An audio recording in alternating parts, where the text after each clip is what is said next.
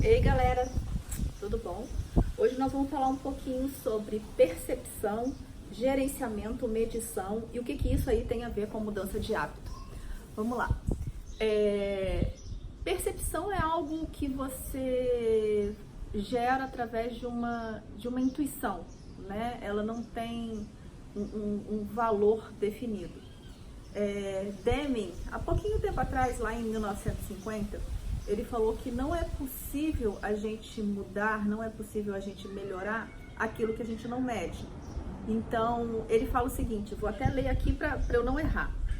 Não se gerencia o que não se mede, não se mede o que não se define o que não se entende e não há sucesso no que não se gerencia. Nossa conversa aqui hoje é só essa daí mesmo. A gente não consegue ter sucesso, a gente não consegue mudar hábitos se a gente não gerenciar, se a gente não tiver monitoramentos e indicadores sobre isso. Por que eu estou falando isso? Eu tenho colocado as minhas metas através do relógio, né, que pode ser qualquer tipo de aparelho que meça os exercícios, e as pessoas têm me perguntado a efetividade disso e tudo mais. É exatamente isso. Eu coloco ali quais são as metas que eu quero atingir e ao final de um dia, ao final de uma semana, ao final de um mês, eu meço se efetivamente eu atingir. Sabe aquelas pessoas que beliscam diariamente comida e acham que comem pouco porque não conseguem ver o valor total daquilo durante o dia, durante uma semana, durante o mês? Ou aquelas pessoas que gastam um pouquinho todo dia, com aquelas compras, né, pequenas ao longo do dia ou até nos finais de semana, e no final do mês tem aquele rombo na conta e não sabe por que são? É exatamente por conta dessas coisas que a gente precisa medir. Ah, mas eu só consigo medir se eu tiver um relógio desse.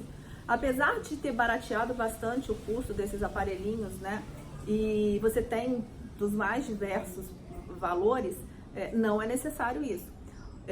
Uma das coisas que se utiliza muito é a pessoa ter um diário, a pessoa ter um planejamento e anotar a quantidade, seja de calorias ou em quantidade tirando fotos do que ela se alimentou, ou marcar se fez atividade física, né, o grau de atividade física, por quanto tempo que ela fez.